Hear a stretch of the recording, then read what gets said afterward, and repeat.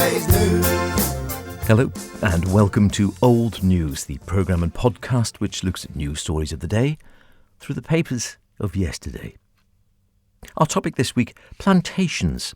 Trees and plantations been back in the news stream in recent days after we hear that a number of trees are to be harvested from some of the commercial plantations planted up in the mid-20th century. Some of those now coming to harvest time, and also, of course, a huge number of trees blown down in recent storms, and there's now an apparent export market for some of this timber as well as local use. It did make me think about looking back to see how often we have plantation stories featuring in the papers over the years.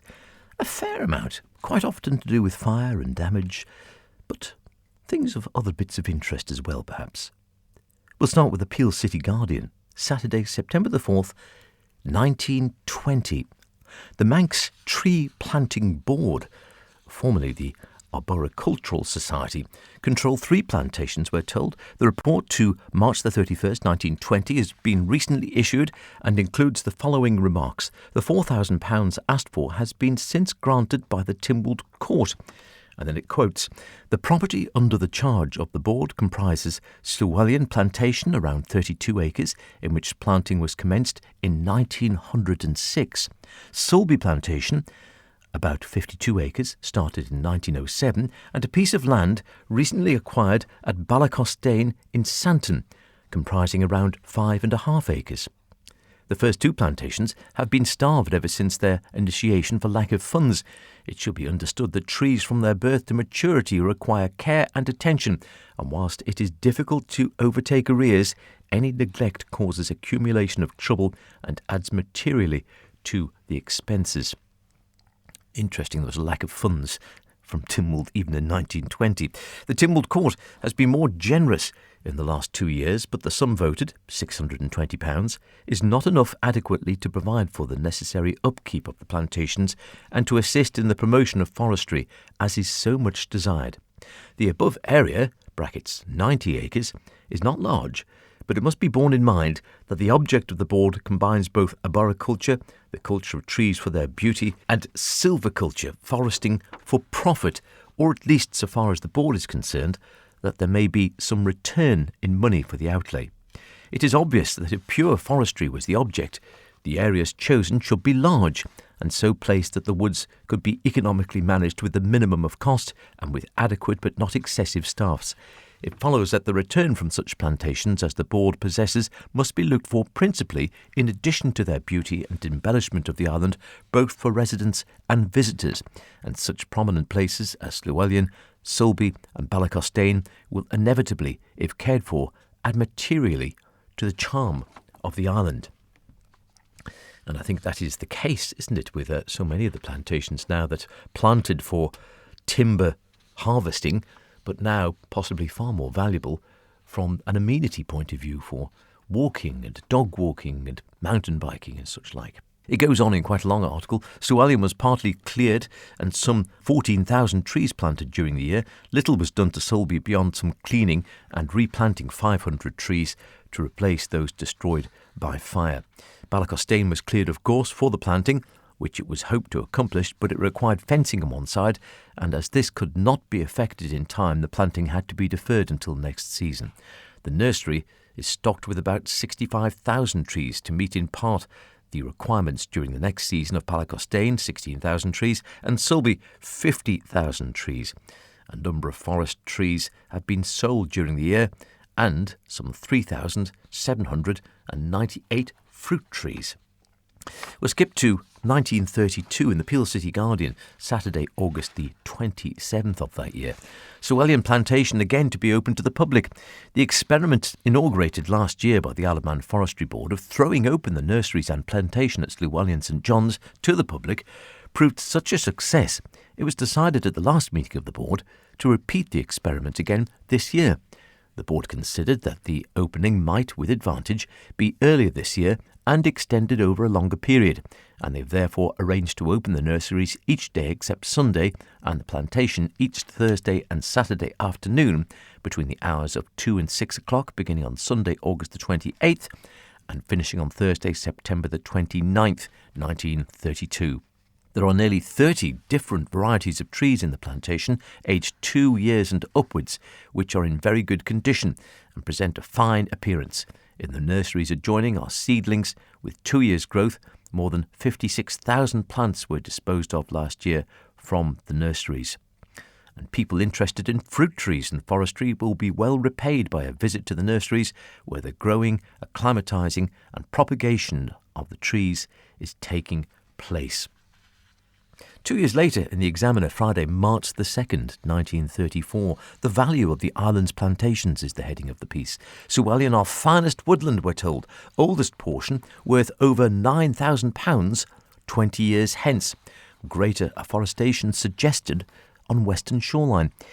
An interesting point to the article start, which emerges from a report on the government plantations in the Isle of Man, is the possibility of afforestation on the western coastline.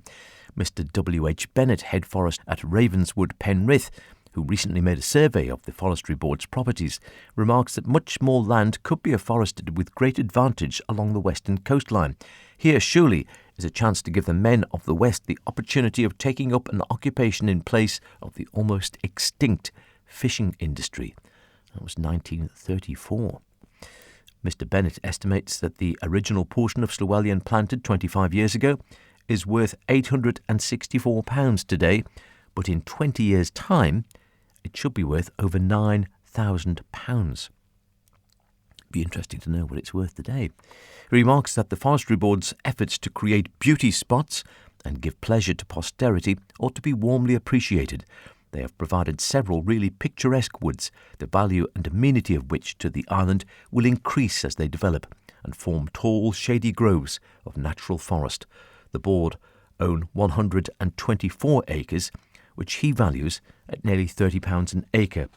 Some indication of the development of the government plantations in the Isle of Man is to be gathered from a report recently submitted to the Forestry Board by Mr. W.H. Bennett, head gardener of Penrith, following a survey he made last summer of the various properties owned by the board. The Forestry Board now possesses some 124 acres of land for development, and according to the valuer's figures, the various plantations are today worth £3,695. But values of trees are low in their early life and increase quickly in later years. For instance, the oldest portion of Llywelyn, which was planted some 24 years ago, is today valued at £864. But according to Mr. Bennett, as we've heard, it will increase in value by 50% per annum in the next 20 years, and so be worth over £9,000 in 1953, with an exclamation mark for such a large figure. I doubt if it's increased at that rate since 1953, though I might be wrong. In the Examiner of Friday, March the 2nd of 1934, a fire threat to Greba Plantation, danger of gorse blaze on adjoining land, men all night out beating out flames. The extensive and valuable Crown Plantation at Greba was seriously threatened with destruction by fire during the week, when huge fires of gorse and ling on adjoining property spread with startling rapidity. At one point, the flames had actually penetrated the dividing wall and settled out the undergrowth at the foot of the trees. And although this outbreak was extinguished, there was constant danger from the sparks which were blown with the wind in all directions. The fire started apparently near Little London, north of Greba, and fanned by the wind, steadily approached the plantation. It was not until late on Tuesday evening, however, that any alarm was occasioned. The sky was a blaze of colour, and the smoke which descended to the fields below was so dense that Mr. Jos Collister of Ballavitchel had to remove a flock of sheep from a field at the foot of the mountain to prevent them being suffocated. After this, Mr. Collister and his son Jack thought it advisable to inform Mr. J.R. Drinkwater, the Crown Receiver, of the danger. This was done, and the result was that these three gentlemen, accompanied by Messrs. R.D. Gelling, H. Christian, W.E. Lightfoot and Mr. Drinkwater's chauffeur, ascended the mountain and commenced beating out the flames, which had by this time a strong grip. They succeeded in the task after practically an all-night effort. But then, of course, we're told, whilst everything seemed well, all danger seemed to have passed by daylight on Wednesday, but during the morning, fresh outbreaks occurred. It happens, doesn't it? And the flames were more menacing than ever to the plantation. It was at this time the fire started on the Crown land and a large gang of men from the neighbourhood, accompanied by Mr. Drinkwater, volunteered to check the progress of the flames. The wind was greatly assisting the fire to spread on Wednesday afternoon. The men waged a fierce battle with the flames using sticks and other improvised implements. The fire gained ground rapidly and was particularly dangerous towards the property beside Greeba Castle and the towers at the west end of the plantation. Fortunately, the men succeeded in subduing all the threatening stretches of blazing gorse. It's estimated that considerably over 100 acres of land which is used for grazing were involved in the fires. And Mr. Drinkwater expressed his thanks to all those who'd helped. In 1934 as well, there was a plantation inspection. An inspection of Greeba Plantation, this is from Friday, September the 28th of that year, by His Excellency the Lieutenant Governor, Sir Montague Butler, KCSICB, who was accompanied by the members of the Isle of Man Forestry Board, was arranged for Monday morning, but was postponed on account of the mist and rain which descended as the party were about to start their tour.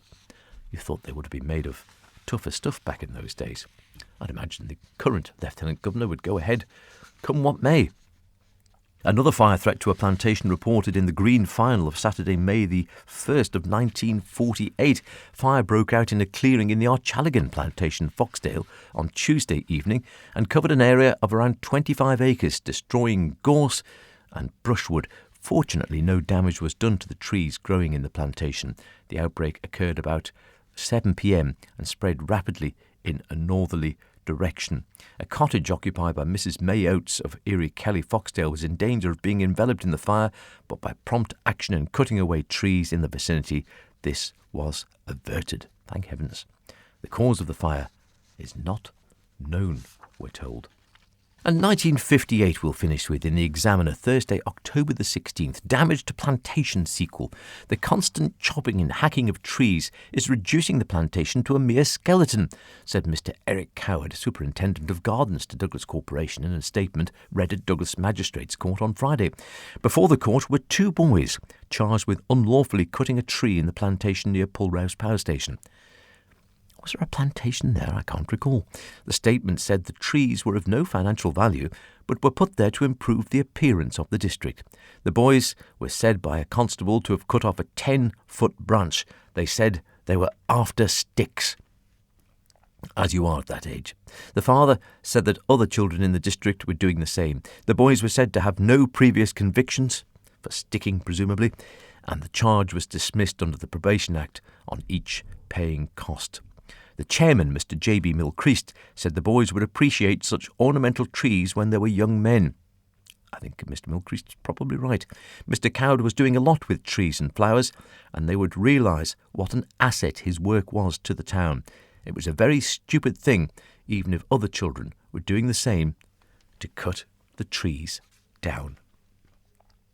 I think that holds true today, most famously perhaps across the water in the last year or two with the wonderful sycamore in the Gap, which was cut down by people unknown. I think they did catch the culprits in the end, didn't they?